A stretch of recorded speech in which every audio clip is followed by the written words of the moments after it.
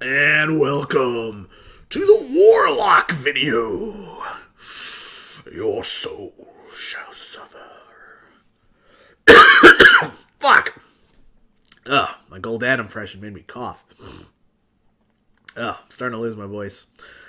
Probably gonna get some water after this video.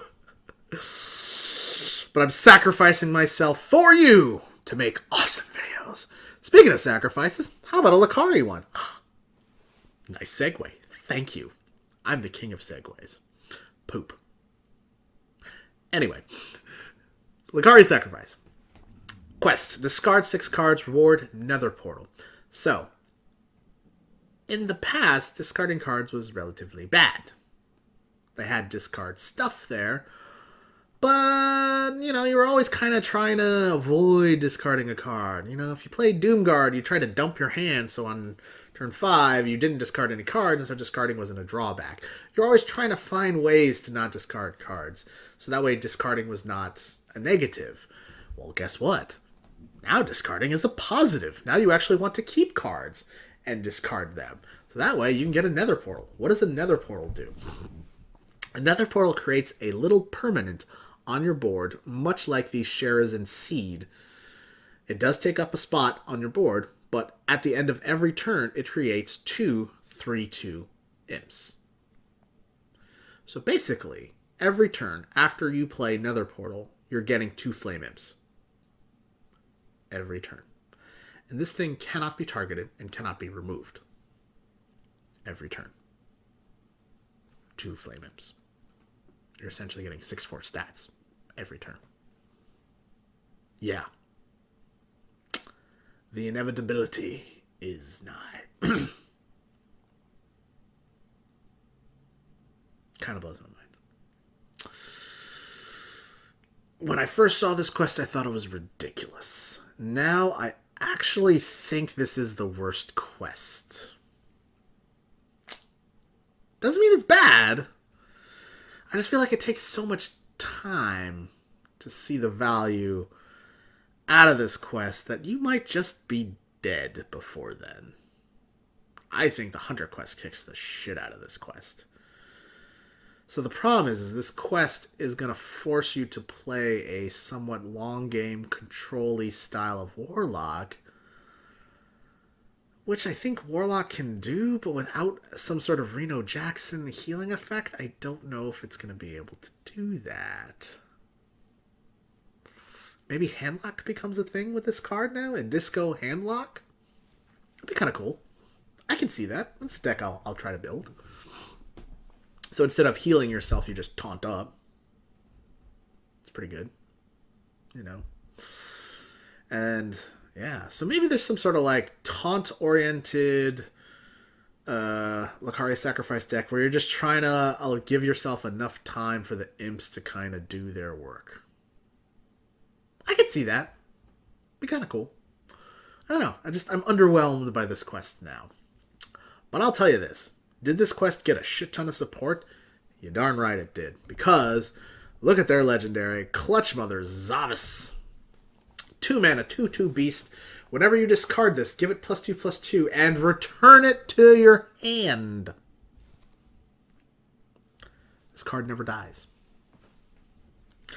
If we're discarding 6 cards, and let's assume that this is discarded 3 times.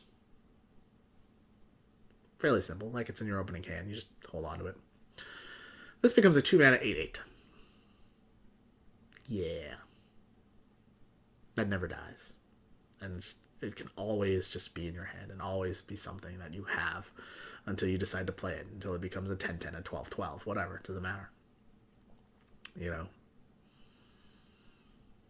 That's pretty sick. Now, if you don't get it in your opening hand, obviously this card's not that good. It's just a 2 mana 2/2. So that's kind of the issue there. You gotta figure out, well, how the fuck am I going to play this card if I don't get it early? You have to mulligan damn hard for this card. And because you're trying to keep it in your opening hand, and you're going to keep the Lakari Sacrifice in your opening hand, the Warlock curve is not looking quite as good. You're going to have to get really lucky on some of those other cards. But there's some things that you can do. The nice part is if you are trying to play a mid-rangey, taunty, control-style deck and have your Lakari Sacrifice do its work, well, here's a nice card to do that with. Corrupting Mist. 2 mana, corrupt every minion, destroy them at the start of your next turn. So a lot of people have compared this to Doomsayer, and I think that is an unfair comparison. Doomsayer is Doomsayer, Corrupting Mist is Corrupting Mist. Let's just look at Corrupting Mist for what it does. Doomsayer goes off at the start of your turn. Corrupting Mist goes off at the start of your turn. I feel like that's an apt comparison. However, with Doomsayer, when you play it, you don't want to play other minions because they're going to get swept up in the Doomsayer effect. With Corrupting Mist, you can play Corrupting Mist and then develop minions behind that. There's a thought. So this doesn't stop you from developing shit. It just kills your other opponent's stuff and other stuff that you have on board the next turn. Now, does that mean your opponent can trade into your stuff? Yes, it does. And they're more likely to do that because their shit is corrupted. It's going to die anyway.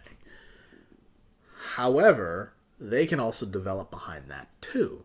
So does this really solve the problem? Not necessarily. Sometimes it does, sometimes it doesn't. It really just depends on your board state. So I feel like this card is going to be highly situational. But this card is really good against pirates. Because pirates need to keep their board, need to keep that early game board.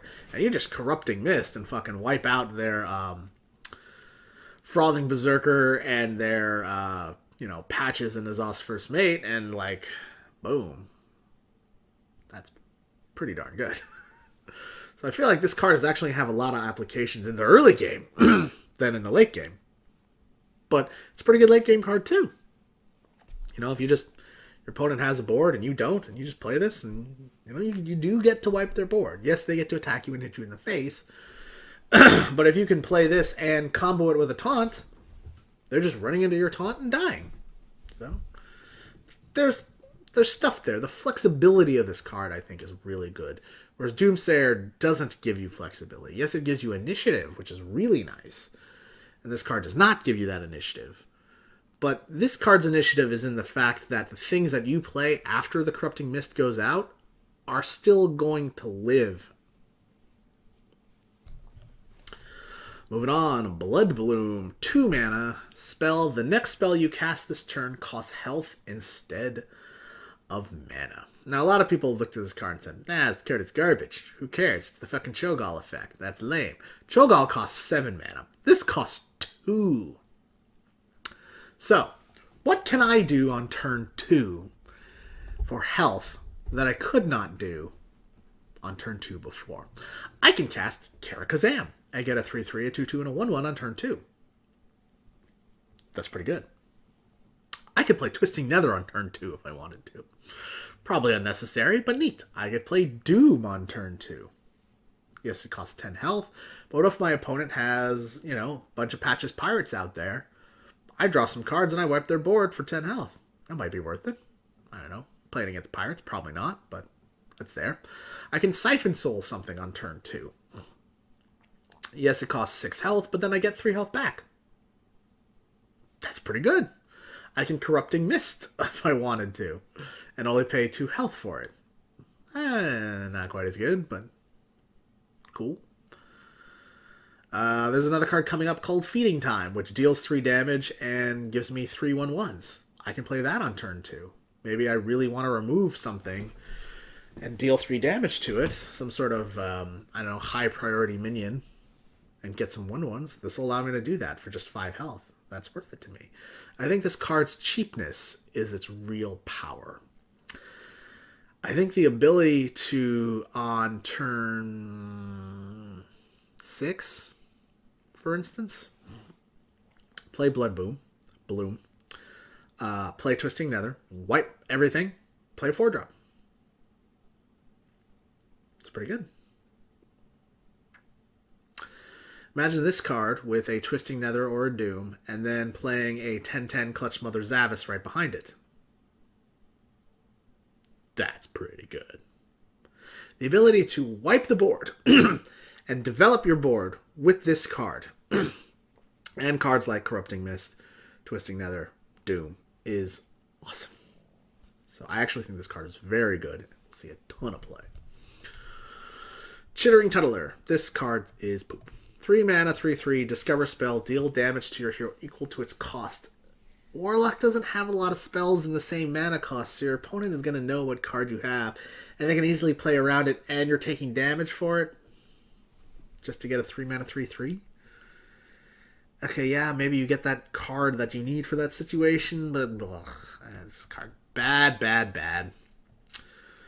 Ravenous Pterodax. 4 mana, 4/4. Battlecry. Destroy a friendly minion to adapt twice. Twice! Now that's important.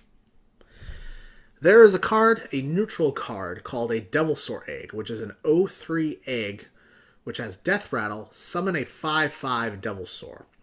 You play that on turn 3. You play Ravenous Pterodax on turn 4. You give it +3 health and +3 attack, and then you have a 4 mana 7/7 and a 3 mana 5/5 on board. You have a 5/5 and a 7/7 on turn 4. Yeah. This card is going to be sick in Zoo. Just sick in Zoo. Even just killing a possessed villager and getting this thing to adapt twice is sick. A 4/7 Divine Shield, a 7/4 Divine Shield, a 7/4 Stealth, a 4/7 Stealth, a 4/7 Taunt, a 4/4 Poisonous Wind Fury. What? A 4/4 Stealth Poisonous. What? A 4/4 Death Rattle, summon 2/1/1s with Wind Fury. I don't know. The combos are endless. Adapting twice is super powerful. Really powerful. Adapting once is okay. But given 2 choices that stack upon themselves, make this card really good.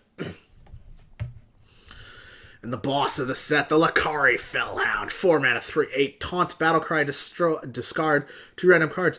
We want to discard cards now! Lakari Fellhound on 4. Doomguard on 5. Quest complete. Nether Portal on 6. Boomstick. And this is a big dude that has taunt that protects my ass. Amazing card. Fantastic card. 10 out of 10. I know I'm not scoring the cards, but auto include in every single goddamn Warlock deck. Just so good. So good. I love the artwork. God, that's such a cool fucking card. Tarlurker, 5 mana, 1/7 Taunt, has +3 attack during your opponent's turn.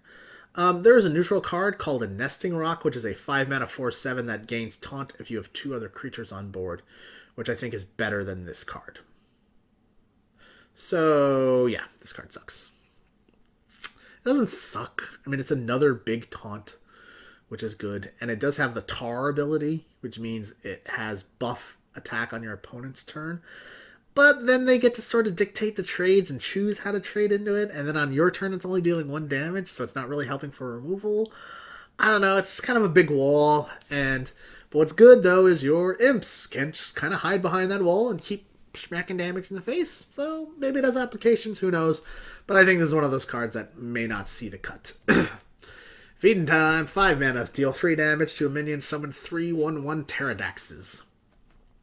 This is the middle roll of Implosion for 5 mana. At 4 mana, this card would be OP. At 5 mana, I think this card is kind of poopy.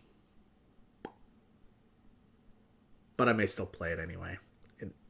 It's still kill something, develop something, which is really good. It's still a tempo loss for your opponent and a tempo gain for you.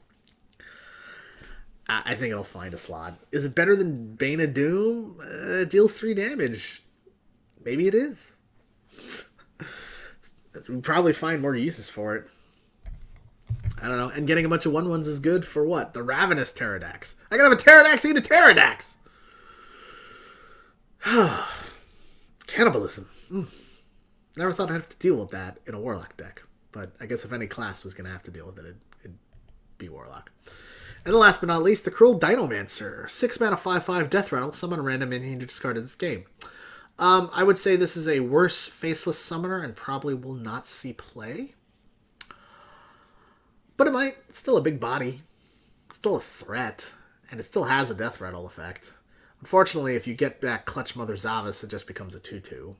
If you get back a Silver Golem, it becomes a 3/3. Hopefully you high roll and get a Doomguard back with this guy. That'd be kind of nice. Maybe you discard a Lakari Fellhound on accident and then you get it back. That'd be kind of nice. But I think this is one of those things where you just kind of want to discard like a big taunt minion on accident and then you can get it back potentially. I don't know. You're going to be discarding a lot of cards, so this card gets worse the more cards you discard, and it's all random. So, I don't know. I mean, maybe it'll see play. Maybe not. It's a neat card, though. I like the idea. But, yeah, that's it. So, I question whether the defensive, mid-rangey, let your imps do all the work, Lakari Sacrifice Warlock is any good. But if Handlock was a thing, I think a Handlock style deck will work with the Lakari Sacrifice deck. I just think it's going to get run over by the other more powerful quests. And I do feel like Warlock is going to take a significant hit in health and could potentially be the worst class. Yeah. I don't know, this is my opinion. I'm underwhelmed. Could it work? Yeah. Is it gonna work? I don't know. Just this thing's gonna have to be a lot better than I think it is. I know. It's weird because I like Warlock, and this, I don't know, it just underwhelms me. It's got a lot of support. The synergies are there. And I just question if it's actually powerful enough. Anywho, keep learning, keep rocking, and I'll see you in the next video. Oh yeah! Your soul shall suffer. There we go. Thank you very much for watching this video. If you want to see more videos, you can see the most recent videos here. You can see a recommended playlist here. And if you want to subscribe, you go right here. Thank you so much. Keep learning, keep rocking, and the Rockstar will see you later.